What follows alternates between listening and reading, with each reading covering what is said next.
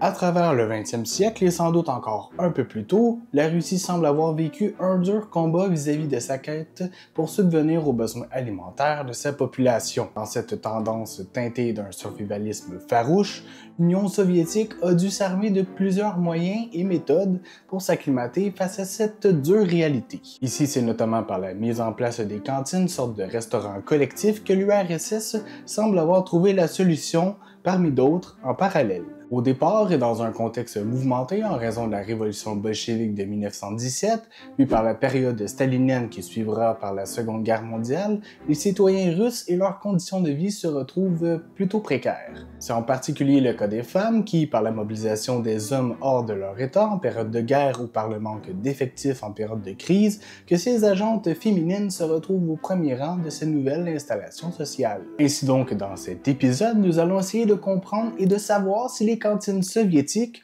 ont été le fer de lance du féminisme russe au début du 20e siècle.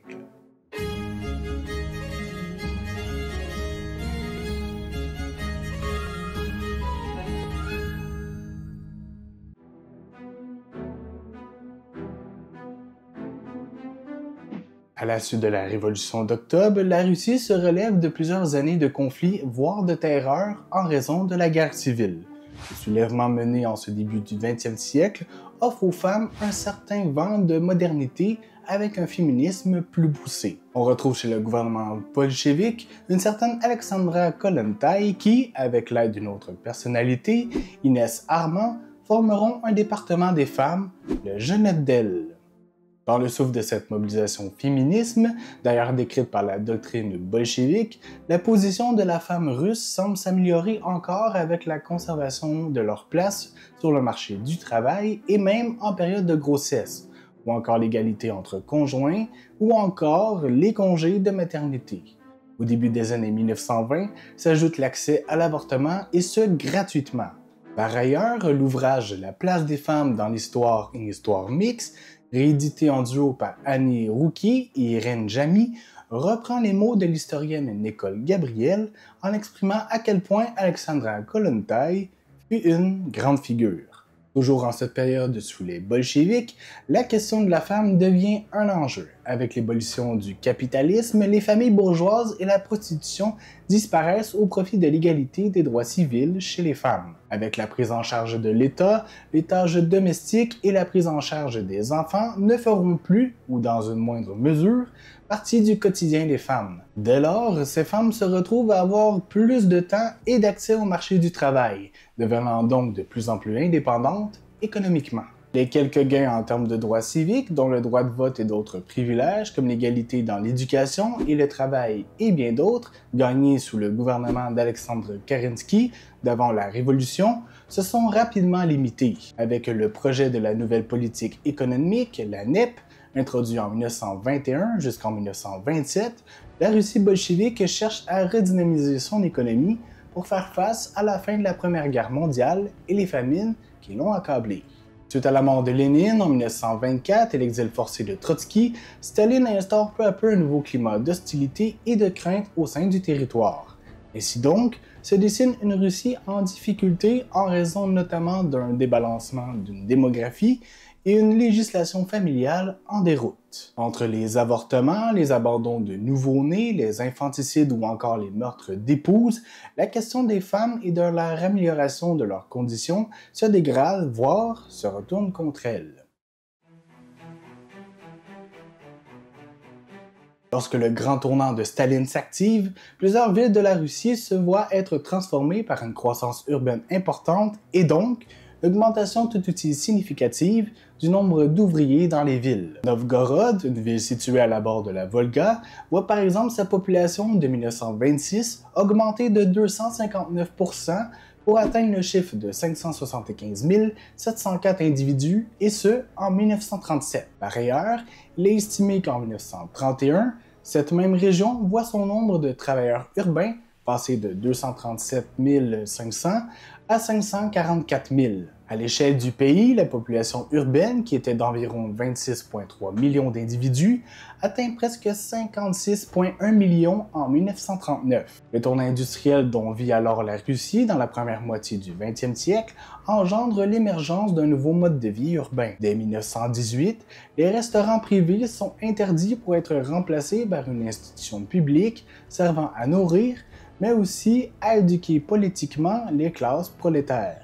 En plus, elles se doivent également de promouvoir les bonnes manières hygiéniques, les bonnes mœurs, contrôler le phénomène de l'alcoolisme et enfin, émanciper les femmes de l'esclavage domestique. Ainsi s'instaure donc le réseau des cantines pour les travailleurs d'usines soviétiques. Les Stolovaya fut d'abord une idée du parti bolchevique à la suite de la Révolution, mais ne fut réellement qu'établie qu'en 1921, soutenue par la NEP. Déjà en 1919, la Grande Encyclopédie soviétique affirme le nombre de 967 769 personnes touchées par ces cantines collectives uniquement pour la ville de Petrograd. Par ailleurs, Moscou avait également des statistiques similaires. Durant les premiers plans quinquennaux, il est estimé que le rendement des cantines soviétiques passe de 750 000 repas quotidiens produits en 1928 contre près de 14,8 millions 4 ans plus tard, soit en 1932. L'état de la question des cantines soviétiques est fort complexe car elles sont influencées par plusieurs facteurs. Premièrement, elles permettent de répondre à un besoin de ravitaillement, mais aussi à un certain besoin de contrôle sur les stocks alimentaires et de sa distribution par l'État, dans un contexte où l'approvisionnement est difficile et où les disettes sont fréquentes. Il s'agit donc ici de prévenir le gaspillage alimentaire, mais aussi de hiérarchiser les offres alimentaires chez les travailleurs soviétiques pour mieux développer la Russie. En 1921, Lénine s'exprima d'ailleurs en ces mots « Celui qui ne travaille pas, ne mange pas ». En conséquence, l'émergence de ces lieux de restauration communs se retrouve vraisemblablement au cœur du développement urbain d'une part, en plus d'occuper une place importante dans la survivance du peuple de la Russie. Si dans les faits, les Stolovaya sont présentés comme des lieux parfaits au sein de la propagande soviétique, bien que ce ne fût pas le cas. On retrouve davantage des lieux mal entretenus, aux repas peu ragoûtants, où les travailleurs sont contraints de satisfaire leur faim par nécessité que par envie. Les gens fuient longuement la queue pour payer, puis ils attendent encore plus longtemps qu'une personne épuisée leur apporte une queue puante de poisson salé. Les conditions difficiles des cantines se firent sentir sur plusieurs pans de leur structure, autant interne qu'externe. On note, mis à part le manque important de main-d'œuvre, de la vaisselle limitée et de mauvaise qualité, des salles impropres et enfin des repas peu goûteux. Dès leur création, les cantines doivent se tourner vers leurs villes respectives afin d'avoir des installations et de l'équipement nécessaires à leur bon fonctionnement. À Perm, une ville située dans la région de l'Oural, la cantine communiste se doit de s'adresser au secteur des réquisitions pour obtenir des biens utilitaires, comme des casseroles, des tables, des moulins à viande, des lampes de kérosène et bien d'autres. Il en allait de même pour les établissements eux-mêmes qui étaient établis dans des endroits également réquisitionnés et réservés à ces fins, comme le rez-de-chaussée du cinéma Colisée de la ville de l'Ekaterinbourg. Dans ces multiples cantines collectives, ce sont davantage des ouvriers masculins qui se regroupent pour y manger et plus particulièrement des hommes éloignés ou célibataires, sans femme cuisinière, au foyer.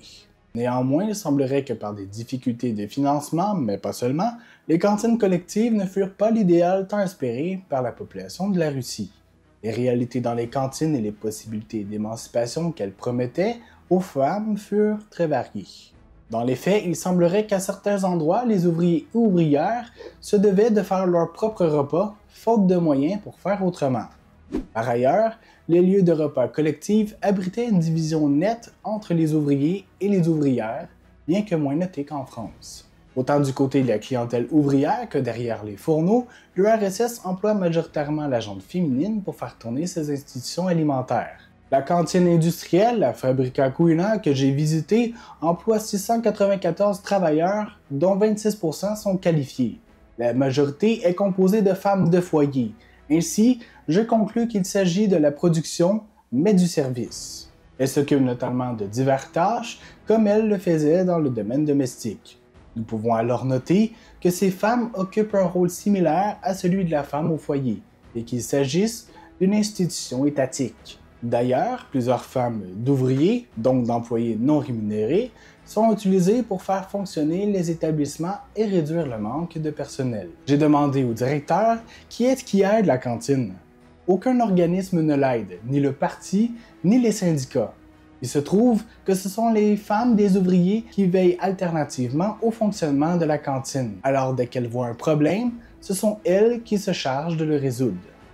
Ainsi donc, les femmes se retrouvent au devant de la scène et employées de l'État, et ce, vraisemblablement par contrainte. Faute de structure fonctionnelle, ces femmes se doivent de prendre les choses en main pour le bien des classes ouvrières qui investissent les cantines. Ce sont donc davantage des cantines autogérées par les populations locales plutôt que par l'État lui-même. Et bien que la gente féminine ait posé le pied dans le marché du travail par cette alimentation coopérative, il n'en reste pas moins qu'elles sont fort peu nombreuses.